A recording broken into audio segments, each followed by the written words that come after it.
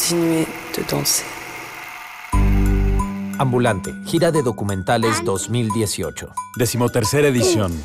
Del 8 de marzo al 17 de mayo. Oaxaca, Veracruz, Michoacán, Puebla, Jalisco, Querétaro, Chihuahua, Ciudad de México. Una semana en tu ciudad.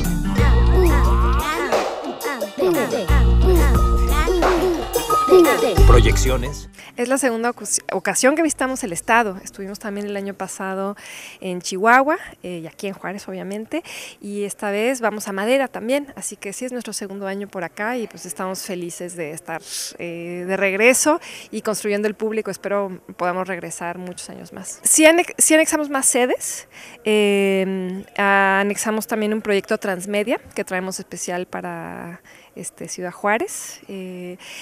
Y pues traemos más actividades, talleres, mesas redondas y demás. Entonces creció la oferta del festival. La apuesta de Ambulante no es masificar el documental, sino es diversificarlo. Es diversificar la propuesta y diversificar siempre el público. Por eso vamos a tantos lugares, por eso buscamos ¿no? públicos tan distintos, escuelas, plazas públicas, teatros, auditorios, en fin, ¿no? como un sinfín de sedes buscando un público más diverso, ¿no? Y bueno, así como nuestro público es diverso, nuestra oferta documental es muy diversa también. Y hay documentales sobre música, hay documentales sobre danzón, hay documentales también alegres, ¿no? que celebran la vida y las sensaciones ¿no? de gozo. Hay documentales para niños, hay documentales muy variados. Todos los años es una de las decisiones más importantes, ¿no? con qué película inauguramos. Nosotros, el festival arrancó el 8 de marzo en Oaxaca. Y ciudad con ciudad fuimos viendo que la película que más le movía al público, que más lo jalaba, que más le conmovía, que más lo generaba resonancia, era Ayotzinapa. México y particularmente en Guerrero se violan totalmente los derechos humanos.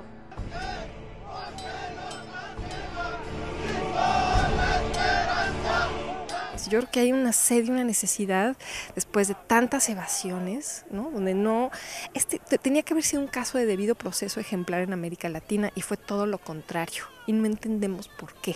Y más o menos el documental te explica por qué, ¿no? Porque cuáles son pues, los encubrimientos, por qué la gente no quiere decir la verdad, porque el Estado no quiere decir la verdad. Entonces creo que hay mucha necesidad de pues, escuchar palabras y que nos sepamos que son ciertas, ¿no? que hay certeza sobre la desaparición de estos estudiantes. Creo que por ser un año electoral, la gente estamos viendo más hacia adentro de lo que estamos viendo hacia afuera, ¿no? Hemos tenido años donde documentales de distintas partes del mundo tienen más público, pero este año son los documentales mexicanos y particularmente este documental pues que está realmente tocando las fibras sensibles y se entiende, ¿no? Se entiende porque es un documental pues, explicativo, que esclarece muchas cosas, ¿no?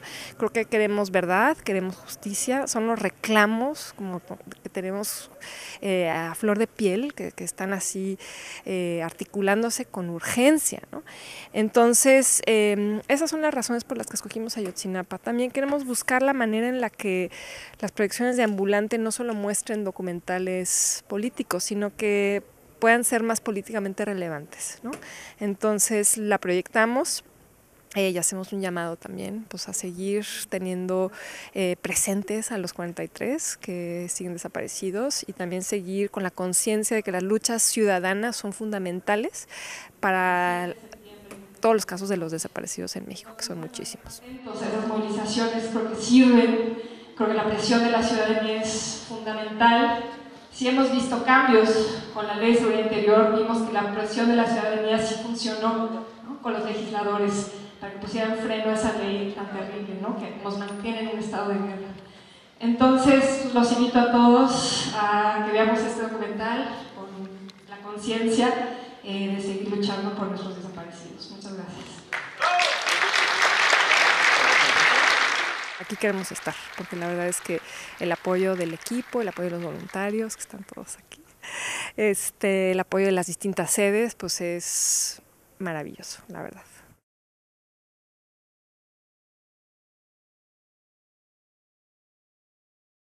Alberto, Así es. muchísimas gracias. Muchas gracias a ti. No, a ti por el tiempo, sabemos que acabas de Voy llegar. aterrizando apenas en la Así Ciudad es. de México. Vienes desde la Ciudad de México y pues has estado casi toda la gira, nos decías antes de comenzar a grabar. Sí, hemos tratado de estar en la mayor cantidad de funciones posibles porque por el tipo de documental del que estamos hablando nos gusta comentar mucho después con el público y además la gente necesita también desahogarse un poco después de una historia tan fuerte. Claro, y que esta historia que, bueno, tú la nombraste hasta los dientes y quien la vea sabrá la razón de por qué se llama así. Pues es un documental que toca un tema bastante sensible. Sí. Y bueno, que en todo nuestro país desde hace bastantes años ocurren este tipo de situaciones. Sí. Es el asesinato de 2 jóvenes estudiantes del TEC en Monterrey, del Tecnológico de Monterrey. Sí, fíjate que esta historia comenzó, bueno, yo decidí hacer este documental en 2010 prácticamente, cuando recién acaba de suceder este caso. Y fue porque conocí a uno de ellos, de los 2 chicos que fueron asesinados por el ejército en el TEC de Monterrey en 2010. Y en un primer momento, ya les voy a develar un poco de la historia, pero en un primer momento les dijeron que se trataba de sicarios armados hasta los dientes. Les sembraron armas y tal. Y entonces a mí me indignó mucho que una persona que yo conocía, que sabía perfectamente cómo era y en qué andaba, pues se dijera que era sicario y además que se le hubiera asesinado sin darle ninguna oportunidad de defenderse. Claro. Después, más tarde, me fui dando cuenta de que lo que yo sabía en un primer momento era apenas nada, que la cosa era mucho más fuerte que de lo que yo había imaginado, porque nos dimos cuenta que no solo los habían matado, sino que además los habían torturado, que les habían sembrado armas y habían intentado desaparecer sus cuerpos. Entonces nos dimos cuenta que esa era una historia que se tenía que contar con más calmita. Claro. Y nos tomó 7 años, pero ya por fin lo terminamos. 7 años ya desde ese suceso, yo lo recuerdo por las noticias, por supuesto, y si echamos una mirada en la web, en el internet, vamos a encontrar todavía rastros. Sí. Y que tú traes esta historia a través de este documental. Entonces, sucede que tú conocías a uno de los chicos. Sí, así es. Levantas la cámara y comienzas tu investigación. ¿A qué te enfrentas, Alberto, en ese proceso? A muchas cosas. En un primer momento yo ni siquiera sabía usar una cámara. Yo me dedicaba más bien a la investigación social y al periodismo, ¿no? Hacía más bien reportajes. Acaba de salir de la licenciatura en comunicación. Entonces, primero pues aprender a usar las herramientas, aprender el lenguaje y eso desde el punto de vista cinematográfico. Claro. Pero también pues desde el punto de vista humano quizá fue lo más fuerte, porque pues yo en un primer momento planteaba, como te comentaba, simplemente hablar de la historia de vida de Javier Francisco Arredondo Verdugo, a quien yo conocía. Y después, cuando me encuentro con el expediente, la investigación que hizo en su momento la Comisión Nacional de Derechos Humanos, me doy cuenta que es una historia mucho más grande y mucho más importante, y entonces que requería de más elementos. Y entonces, una historia que era aparentemente sencilla de contar, porque se trataba simplemente de limpiar el nombre de Jorge y Javier, pues de pronto adquiere una complejidad mucho más importante, más grande, claro, en la idea de describir minuciosamente lo que sucedió ese día. Entonces tu formación dentro del periodismo te ayudó muchísimo para poder hacer una investigación todavía más profunda. Sí, mi propia formación que me orientaba ya a un documental de investigación, digamos, pero también he de decirlo que gran parte de la investigación se hizo ya en el momento del montaje, cuando estábamos decidiendo qué dejar fuera, de qué manera contar lo que sucedió esa noche. Me ayudó mucho Pedro García, que es el editor de esta película, que fue también el editor del Alcalde, por ejemplo, no sé si la recuerdan. Entonces, ya en el trabajo de escritorio, digamos, nos pusimos a revisar otra vez el expediente y hacer, digamos, un cronograma de lo que había sucedido minuto a minuto aquella noche para tratar de encontrar la verdad detrás de pues, un expediente bastante extenso, ¿no? Y detrás sobre todo de las cámaras de seguridad del Tecnológico de Monterrey, que fue dentro del propio expediente de la CNDH, ahí venían algunos fragmentos de las videograbaciones que se hicieron esa noche a través de las cámaras de seguridad, pero son cámaras de seguridad que no graban lo que sucede, sino graban, digamos, un fragmento de lo que sucede alrededor de la escena del crimen, digamos, ¿no?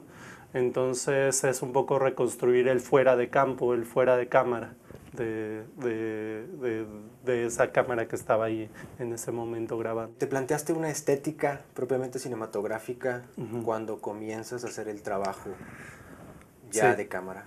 Sí, la estética fue evolucionando mucho a la vez que mi formación como cineasta.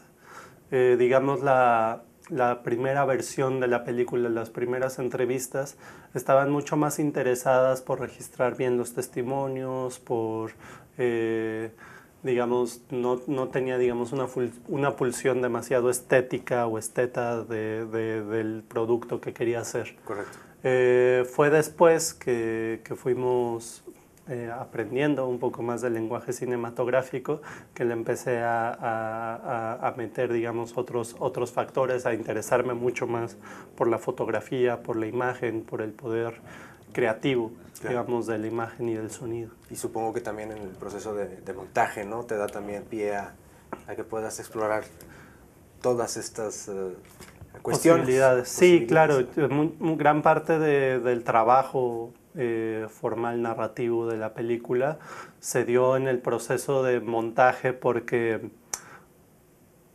yo cuando empecé a editar la película con Pedro García no teníamos todavía grabado todo el material, sino que empezamos a grabar, hicimos un primer armado de la película y a partir de ahí vimos cuáles eran las necesidades adicionales, digamos, ¿no? Entonces nos regresábamos a grabar un rato y luego volvíamos a la mesa de edición, veíamos que nos hacían falta otras cosas y entonces nos volvíamos a ir y regresábamos y así. Y eso le ayudó mucho a la película a darle, digamos, una unidad estética que era muy difícil de lograr por las características del primer material que grabé, pero también por las características del material de archivo, que es muy importante en esta película.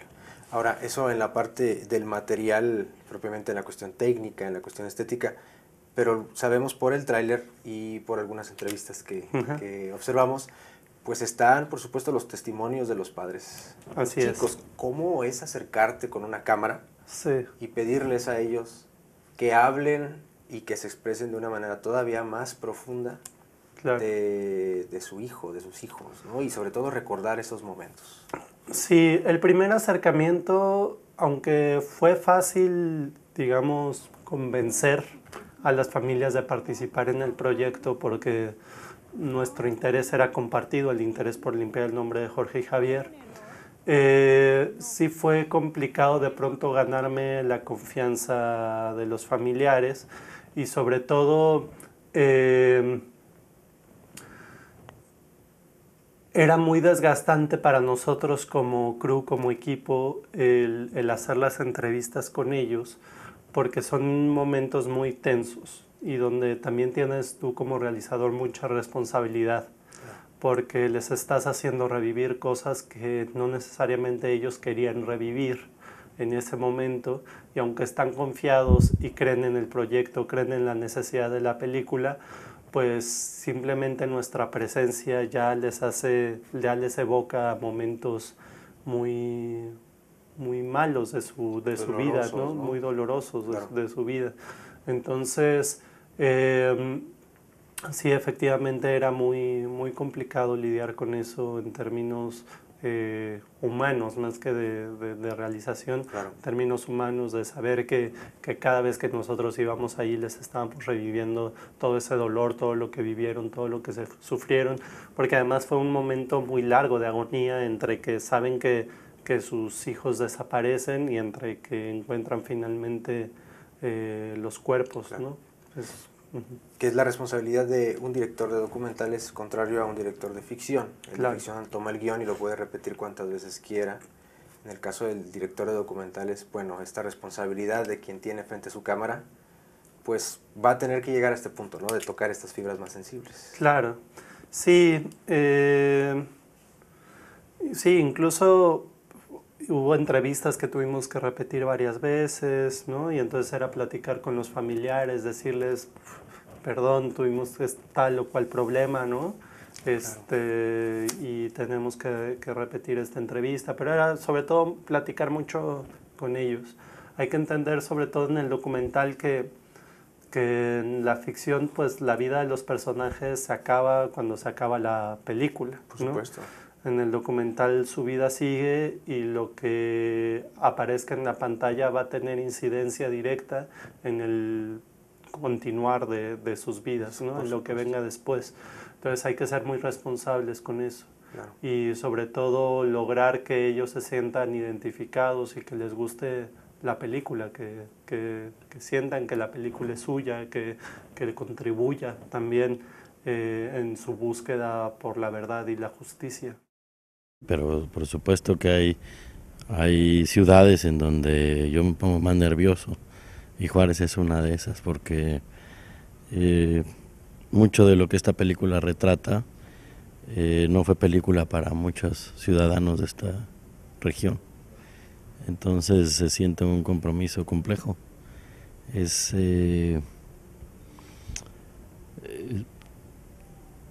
como...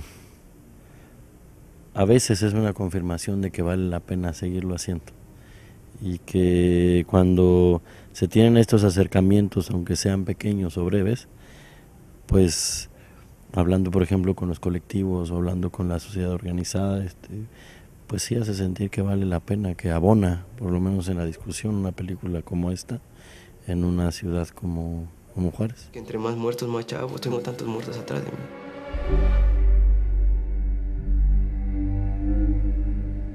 Yo no le pedí a Dios que me diera las palabras. Agarraba su arma como con miedo. Y me ponen el arma en la cabeza. Le da, pero nada más truena. Pero yo creo que fue el trueno más duro que...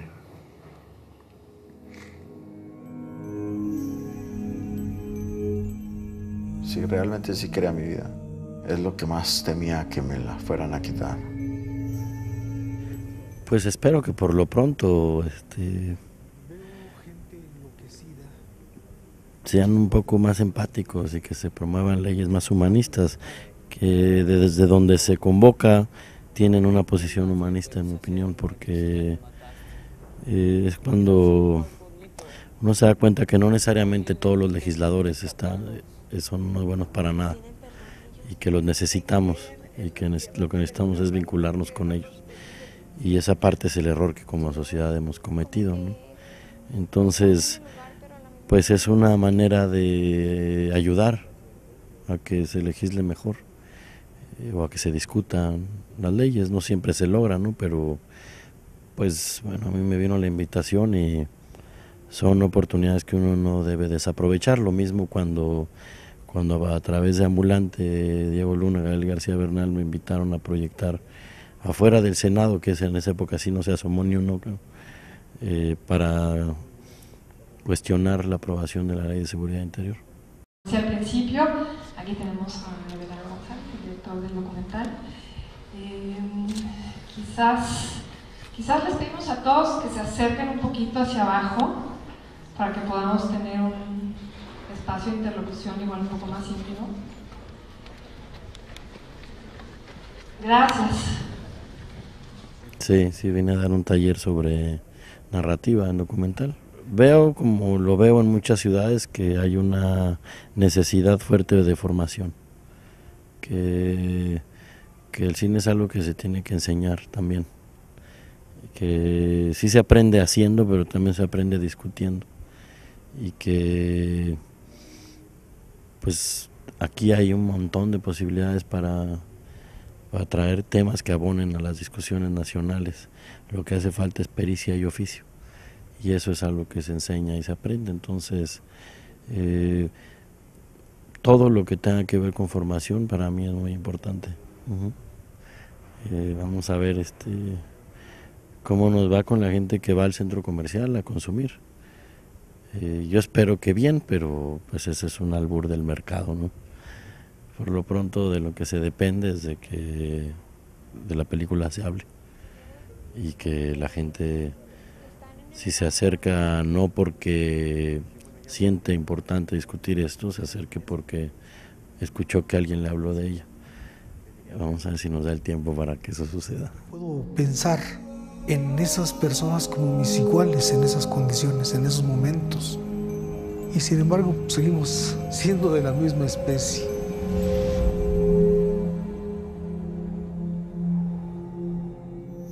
Pues sí, ahorita ando medio de vacaciones haciendo cosas que sí queremos ver. Y ya luego regreso a hacer estas otras. También de repente hay que poner cierta distancia, ¿no? Hacerlas hace daño también. Y a veces hay que poner una distancia también. Sí, claro. Me comentabas hace unos momentos que fueron 7 años de trabajo, casi 8. Exacto. En algún momento de este proceso dijiste, no sé si pueda seguir más, algún freno en cuanto a la producción, sobre todo en la cuestión monetaria, que aquí en México pues sabemos, y en todas partes yo creo, ¿no? Siempre es muy difícil la cuestión de hacer uso de estos medios económicos para lograr proyectos. ¿Hubo un momento en donde te sentiste frustrado? Muchos momentos, pues es muy complicado también para una persona que no había estudiado cine en ese momento. Llegar y decir yo quiero hacer este documental y empezar a pedir fondos, ¿no? A instituciones, ¿no? que están generalmente evaluadas por cineastas, ¿no? Y que además son fondos muy pequeños y limitados, ¿no? Y compites evidentemente con cineastas de mucho más experiencia. Por supuesto. ¿no? Sí. Entonces sí fue muy complicado conseguir esos recursos. Fueron varios años donde naufragó el proyecto, ¿no? Digamos, de estos 7 años, por lo menos 3 fueron de intentar conseguir recursos, ¿no? Hubo partes de la película que fueron grabados con recursos propios, ¿no? Financiados con recursos propios.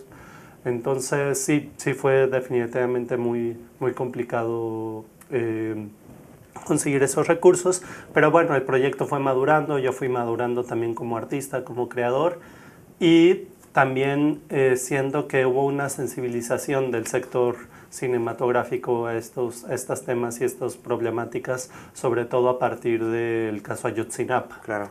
Siento que a partir de ahí hubo mucho más gente interesada en contar estas historias, y también por el lado de los organismos que financian proyectos también hubo mucho más apertura a contar este tipo de historias, ¿no? Creo que si no hubiera habido esa sensibilización previa gracias al caso Ayotzinapa, quizá todavía seguiría buscando financiamiento, ¿no? Creo que sí hay un antes y un después en la producción cinematográfica en nuestro país, a partir, digamos, de lo que sucedió en Ayotzinapa, donde, por cierto, se generaron contingentes muy grandes de cineastas en las manifestaciones. Claro. O sea, hubo toda una serie de efervescencia. Claro. Por las temáticas de la violencia y de las desapariciones también. Que es retratar la realidad por la cual atravesamos en México desde hace varios años, ¿no? Está el caso del documental de Ayotzinapa, está La Libertad del Diablo, está Tempestad. Está tu documental. Sí. Comienza esta efervescencia, como tú dices, y yo también de unos 3, 4 años para acá noto que el documental dentro de la expresión cinematográfica en nuestro país comienza a ser el vehículo adecuado para contar estas historias. Sí. ¿Tú crees que esto nada más es la punta del iceberg para que el género documental mexicano crezca todavía más?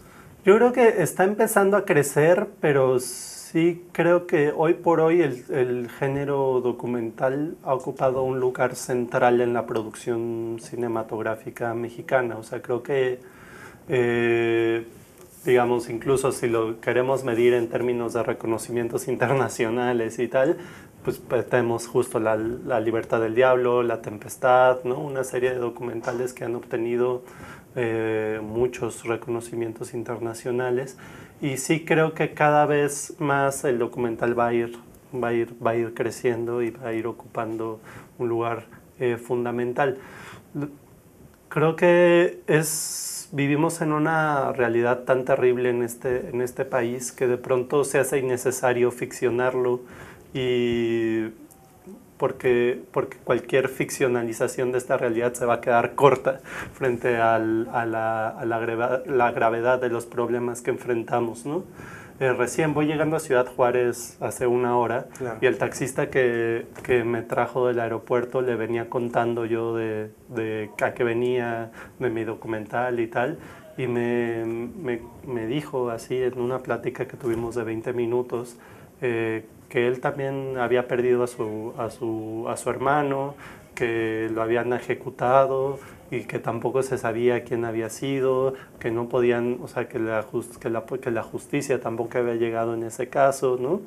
Entonces, las historias terribles de injusticias, de impunidad, de violencia, salen hasta por debajo de las piedras. Entonces, es, digamos, casi una reacción natural que estemos utilizando el documental como vehículo para contar estas historias. Pues la verdad es que hemos tenido de todo. Las actividades con más público y más exitosas justamente han sido las que están relacionadas con la sección de justicia, porque tuvimos lunes y martes 2 conversatorios con invitados pues con perfiles bastante públicos, ¿no? Como Lucha Castro, el Padre Pato, Imelda Marrufo, gente que es muy conocida acá, porque 3 de los cortometrajes son sobre el estado de Chihuahua. Entonces, ¿quién más que invitar a gente de aquí mismo para comentar y hablar más al respecto? Estuvo muy interesante. Pues la reacción ha sido mucha gente se identifica. Creo que aquí en Juárez todo el mundo ha tenido relación con algún hecho de violencia o de justicia o de injusticia. Entonces, la gente siento que se identifica mucho aquí por lo que puedo interpretar y entender, y la verdad no soy ninguna experta en la ciudad, ni mucho menos, pero a mi parecer eso es lo que más ha causado reacciones. Pues en Rodadora, por ejemplo, el ciclo para niños, ambulantito, ha sido muy bueno, ha sido un éxito. Tenemos la Cine Rodada, es un circuito en bicicleta que acaba en una proyección. Pues hemos tenido de todo, la verdad. Las funciones al aire libre, tuvimos una en Casa de Adobe que fue muy bonita. No fueron públicos masivos, pero fue un público muy especial, muchas familias. Fue una proyección de Eugenio Polgovsky, un homenaje a él porque pues murió el año pasado. Por supuesto, nos encantaría regresar.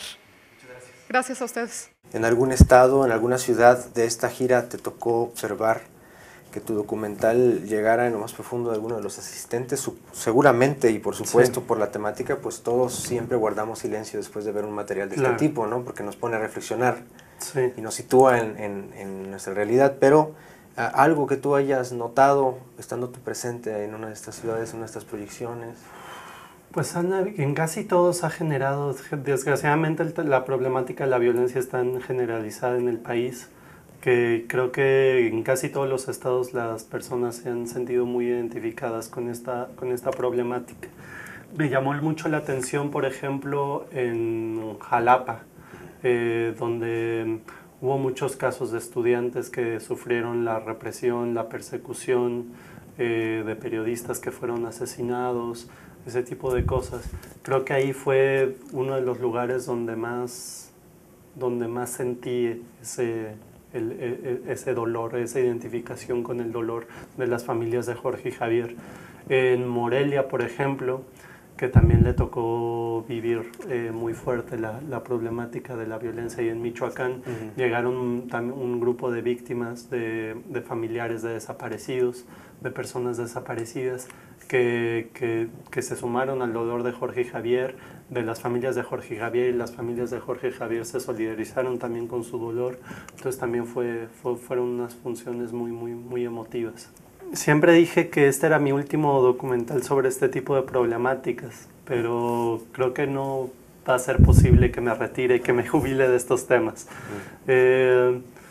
Por fortuna, la realización de este documental me ha dejado grandes enseñanzas, no solo como cineasta, sino también en otro tipo de cuestiones como de investigación, en cuestiones jurídicas, acompañamiento a víctimas, otro tipo de cosas que formaron parte, digamos, del background de esta película, que no necesariamente se ve en la pantalla, pero que son acciones que tuve que hacer para llegar a ese nivel de confianza con los familiares y también lograr esa efectividad, digamos, para lograr contar esta historia y que tenga alguna repercusión, digamos, en la búsqueda de verdad y justicia. Claro. Entonces, yo lo que quisiera en los siguientes años es seguir contribuyendo desde el cine documental a contar otras historias, a contar otros casos desde otras perspectivas. Me gustaría, por ejemplo, entrarle al tema de la investigación, ¿no? Tenemos una sociedad que no confía en las instituciones encargadas de investigar los casos, ¿no? Lo acabamos de ver recientemente con los 3 estudiantes de cine que supuestamente aparecieron y que nos dicen las autoridades que están diluidos en ácido, y nosotros pues no, o sea, puede ser que sea verdad, pero la verdad es que no confiamos en las instituciones encargadas de investigar, ¿no? En las verdades oficiales. En las verdades históricas y ese tipo de cosas, ¿no? Nos cuesta mucho trabajo confiar, sobre todo después del caso Ayotzinapa y de sus verdades históricas. ¿Quién es, en este caso, Alberto para el cine? Alberto para el cine. Yo soy alguien que aprendió el oficio del cine y que lo utiliza para intentar transformar nuestro entorno y nuestra sociedad. Yo no te podría decir que soy yo para el cine porque muy probablemente la respuesta sea nada, pero sí te puedo decir que el cine para mí es una herramienta de transformación social.